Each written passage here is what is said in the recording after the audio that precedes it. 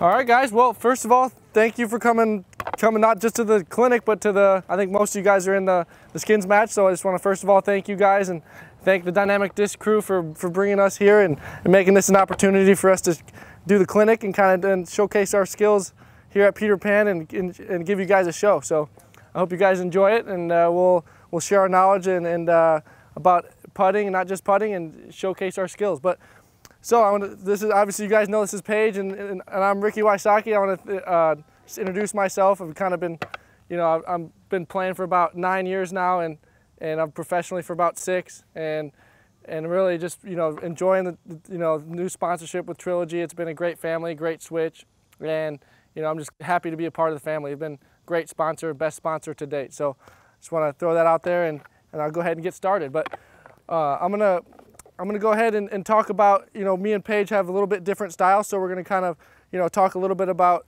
some things that we have in common with our putting styles, and some things that might be different, but some things are gonna be similar no matter what putting style you have. There's gonna be a little bit different twist to it. As you can see, Paige has a little bit slightly different style than I do, and it's not that it's right or wrong, it's just she accomplishes a lot of the similar movements in a different way with a different arm swing, and you'll see that we'll kind of showcase our different putting styles, and that way you can kind of associate with one or the other. Like I said, there's not there's a lot of different ways to do the motion, but there's a lot of different things that apply to both styles. So what I like to do is I like to kind of break it down into a lower body motion and the upper body, and then talk about the arm swing, and that's where kind of both of us come in, and her arm swing's a little bit different than mine. And like I said, there's no right or wrong way. It's just a different way to get the momentum and the timing and the weight shift going towards the basket. So I'm gonna first of all just start off with the basic, and I'm sure most of you guys are pretty familiar with it, but all the stuff that I'm gonna talk about for the next 30 minutes is gonna kind of build from pretty basic to then get a little bit more complex each step of the way. And that way I can kind of start basic and build from the ground up, and everything will work towards the more complex things, which is at the end. So I'm gonna first just talk about the stance and kind of lining yourself properly with the basket, and that way when all your movements, if you're lining yourself up properly, all your movements are gonna be going towards the basket. And the first rule that I like to tell people is just making sure that your shoulders are square. And there's a lot of square to the target, I should say.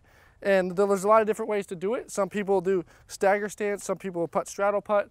But the general concept is just to make sure your shoulders are pointed towards the target. You never want to turn away or do any of this stuff. Some people turn slightly, and then that's okay. You just don't want to do you just don't want to have any of this rotation movement. You want to have your stance pretty, like I said, pretty square with the target. You don't want to have turn this way or that way, because then that your new aiming point is now where your shoulders are pointed. And you see a lot of people miss putts and they have a perfect form, but they simply just line up incorrectly, and they're wondering why their putt's going to the right or going to the left.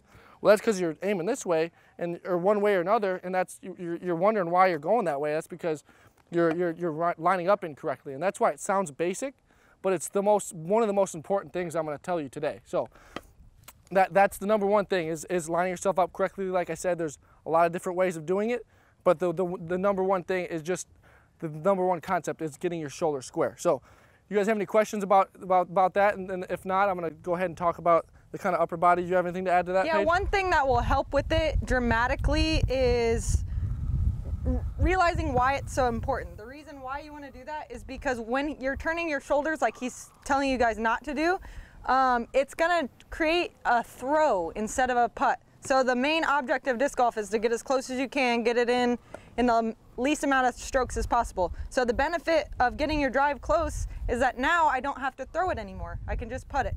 So don't make it too complicated by bringing your disc over to the side and moving your shoulders like he's saying and throwing it. You want to line your shoulders up just like he's saying so that your putt is more direct and it's at the basket and not bringing any of the arm motion into it.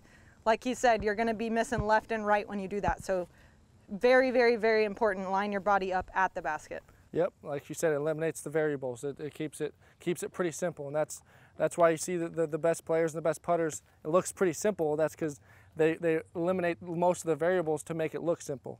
So I'm going to talk about now just a little bit about the lower body and the kind of the weight shift and timing and how it works together with your upper body. So what I like to do is I like to have a staggered stance, and like I said, that's not the important thing here. The important thing is just to get a comfortable stance. You don't want to be standing too close together, but you also don't want to stand like ridiculously wide. I have a pretty wide stance in general, but just get an athletic stance, whatever you think is comfortable.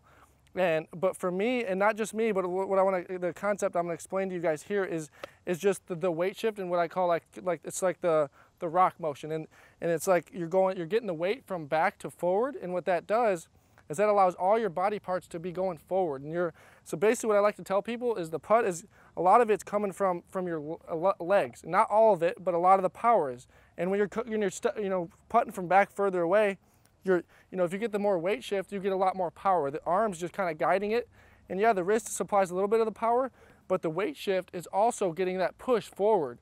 And if you're just kind of standing flat-footed like this, yeah, you can get a little bit of power from right here, this distance, but as soon as you start getting further back, you really need to incorporate that weight shift to be able to get the extra power without getting the uncontrollable, like Paige says, the reach back. And that's how you eliminate the variables, is you use your body weight and momentum with you and help achieve the goal, which is try and get a power if you're far away, and accuracy, and that's how you do that. But onto like I said, the weight shift. And what I like to do to eliminate the variables, like I talked about earlier, is for me, I like to kind of just preload the weight back. And like I said, you don't have to go like way back, like ridiculous, unless, for me, I like to do that when I'm really far away. But in general, you can just get I would say about 75, 80% of your weight back here. And that way, before you even putt, that's the first thing I do. I get my stance, line my shoulders up, and get my weight going back. Because then when I'm in the middle of my putt, whether you go straight back like Paige does, or you go a little bit down, it doesn't matter. You're kind of, your back leg and your arm are kind of together. Because if you're back on this weight and you kind of go like this and kind of just stand like this with your weight still back here, it's pointless. You didn't get that weight going forward. And so, like I said, it's so important, because when you do that before you even putt, it just automatically in your mind, it's subconsciously, the weight has to go forward when you go forward. So if you go back like here, you're kind of like this. As soon as your arm starts going forward, the weight kind of pushes forward, and that kind of propels your momentum going forward. Then as long as your arm swing is towards the basket, a lot of the variables are working with you instead of against you. But if you start going like this and going, back here, and your arm's going this way and you're going like that, and that's the number one thing I see with people, is a timing issue. And a lot of people think that, it's this or that, or, but if you're timing, you're shooting your shoulders forward because your timing's off, too early or too late. That's what allows a lot of people to miss high and low and left to right, is because, they're doing all this side-to-side motion and up and down. And I'm going to talk about the upper body and how it kind of works hand in hand. But for right now, that's the most important thing as far as the lower body and kind of exploding it. And you don't want to just kind of do a lazy like that. You want to really just get that explosion. You don't want to just kind of be lazy and kind of do that, because that does you no good. You want to really get that power pushing forward to be able to propel the disc. I'll let Paige expand on it a little bit and at least add to it and see if she has anything to talk about a little bit with her lower body, and she might do it a little bit differently, but I think the concept is going to be pretty similar. And we'll talk about more with the upper body. That's where it's a little bit different, but for the most part, it's going to be pretty similar. Yeah, that's huge in putting, and I think your left leg is one of the most important parts of your body in disc golf, or your back leg. So if you're left-handed, it would be your right leg. But so for me, the farther and farther I get away from the basket, the more weight I put back here. On these putts, I don't need a whole lot of body in it, but you still use it. But then as I get farther and farther away, I put more weight back here and come back on that leg like he's talking about.